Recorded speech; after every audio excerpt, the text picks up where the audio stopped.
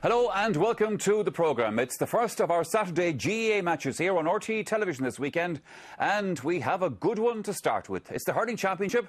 It's the men from the West. Now, they've already claimed a national title, but this evening they're up against a county they've never beaten in championship hurling. Both league winners in 2010, but a division apart. The underachieving tribesmen hope to improve on their Division 1 success. Well, hurling's Special 1 will be crucial to their hopes. Wonderful skill. What a shot! Having known lean times in recent years, winning the Division 2 title hints at green shoots down Slaney side. Yeah, that's our big game here on RTÉ2 television this evening.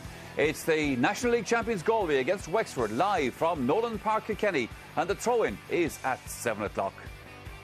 Well, much expected of Galway this summer, but I have no doubt Wexford will have other ideas about all of that this evening. Now, we could be in for an interesting couple of hours at Nolan Park. Here in studio with me this evening, a Wexford man and a Galway man, Declan Ruth and Pete Finnerty. Gentlemen, you're very welcome indeed. Pete, everybody expects Galway to win this match this evening. That, unfortunately, can be setting yourselves up.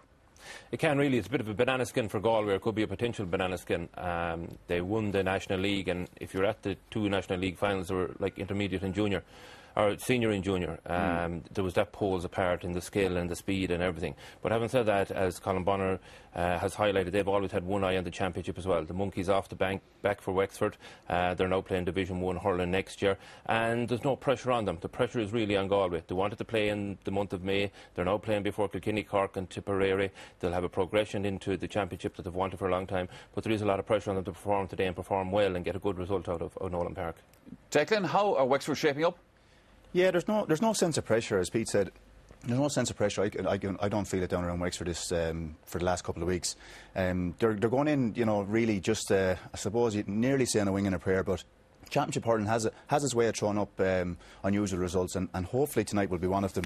When you look at the Wexford team, I suppose they have a good blend of youth and experience. You know, maybe people don't realise that there is an awful lot of championship games under an awful lot of players' belts there. And Nolan Park is somewhere where they're used to, obviously, the record against Galway. It has to have some sort of an impact. So, you know, from a Wexford point of view, if they can be very, very competitive tonight, keep within a few points, maybe into the second half, who knows, but it's going to be very daunting because they would have noticed the pace that Galway played their league final at, and obviously the pace that Wexford played at. They'll have to hope that Galway slip and Wexford step it up a couple of gears, but you never know in championship. Would it be fair to say, Pete, that if Galway play up to their potential, they should come through this one?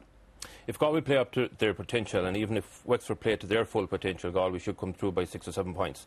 They have a good, potent forward line. They're no longer relying on Joe Canning. We saw in the league final, Joe scored 2-5 from play, or 2-5 in total, and Galway scored 2-20. In the past, they've relied on him. We'll say 2 or 3 years ago, he scored 2-10 against Cork, ended up on the losing side. Now you have Aidan Hart there, you have Damien Hayes, and you have Joe Gantley, who was in instead of Irla Tanian. Joe scored 2-3 in championship last week. So it's all about forward scoring, and that's what wins championships. And we've relied too much on Joe Canning in the past, but if they play to the potential, the forwards move, I think they should win comfortably, Galway. All right, gentlemen, now at this stage here on the programme, let's head over to Nolan Park to hear from our commentary team and get the latest news on this evening's match. We say hello to Ger Canning and Donal O'Grady. And you're very welcome to Nolan Park. A rain threat in Nolan Park for this first round Leinster Championship match, where Galway are the raging hot favourites. Donal, is that something they're going to be comfortable with? Well, every side would prefer to go in as underdogs, Gerard, but you know, Galway will have to get used to that after winning the league final and doing so well last year. They'll have to go in and get used to that tag of being favourites. By comparison, Wexford didn't play all that terribly well in their Division 2 final, but got there in the end. Yeah, well, I'm expecting, we say, Galway because of, you know, the National League Division 1 champions. They should have enough for Wexford, but Wexford, no doubt, down here in the, you know, southeast, they'll put up to Galway, but you'll be expecting a Galway win. Do you think that this particular Galway team have possibly the potential to go all the way this year? Well, I mean, it's very early days yet, Gerard, you'd have to see them, but what they have is they have a strong bench and they seem to have a good, strong 15, so, you know, this will be an easy enough test for them if they do things properly, but, you know, we'll have to wait and see it later in the year. Yeah, absolutely. Well, we first of all got to see them get through this particular hoop, and that's coming up very shortly.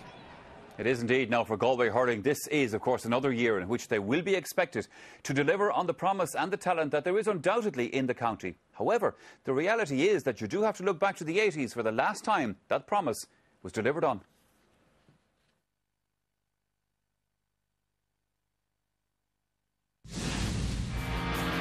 It's 22 years since Galway last lifted the Liam McCarthy. Galway complete the fabulous 2 in a row. Last year, the Westerners played in the Leinster Championship for the first time, but found a Kilkenny side in no mood to step aside after an epic encounter. Having marched through the qualifiers, they lost to Waterford in the quarter-finals. A National League title already this season, coupled with 3 club titles by Portumna in recent years, augurs well for a team tipped by many to bring the Liam McCarthy Trophy across the Shannon the first Sunday in September. Well, there certainly has been silverware heading west in recent times, but perhaps not the one that they really want. Well, this evening is the first step on that journey for the Galway manager, John McIntyre, and he has been talking to Darren Frahell. John, 2010 has gone absolutely brilliantly for you so far. You're the form team and you go to this championship on the front foot. Yeah, there's no question about that. We've picked up the Walsh Cup last February, and then we had a very good National League campaign which culminated with our good victory over Cork in Thurles a few weeks ago. But as we all know, it's the championship that really counts. Obviously, we're going into the championship with momentum, but we're expecting a really fired up Wexford in our way this evening in Nolan Park. They're a county with great pride, great tradition. They put themselves under pressure to win the Division 2 title, and in fairness to them, they delivered on the day against Clare. So if our attitude isn't right, we could be in for a really torrid 70 minutes. But I'm hoping the Galway players will express themselves in the manner that we all know they can. Yeah, one of the things about it, Pete Finnerty, is last year the way Galway went out of the championship, got caught at the end in the game against Waterford, really frustrated a lot of people. Have they learned from that? I believe they have, and last year it was frustrating. There were 6 points up at one stage in that game with maybe 15 minutes to go, and still got caught by a sucker punch at the end of it.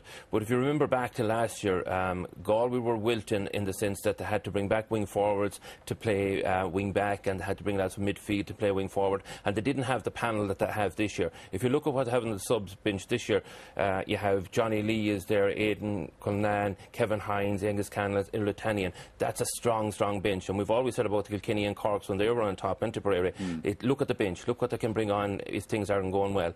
They would have learned. McIntyre looks at every aspect of the game, and even the responsibility is taken off Joe Canning by giving the frees over to Ger Farragher. He gave enough respect to Tony O'Gregan, who was there throughout the whole league campaign. Yes. He had the temptation of playing John Lee. No, he didn't. Tony O'G has carried me this far. I'm going to stick with him until he wilts or he brings us all the way. So he gives a lot of respect to players. So every player that goes training every night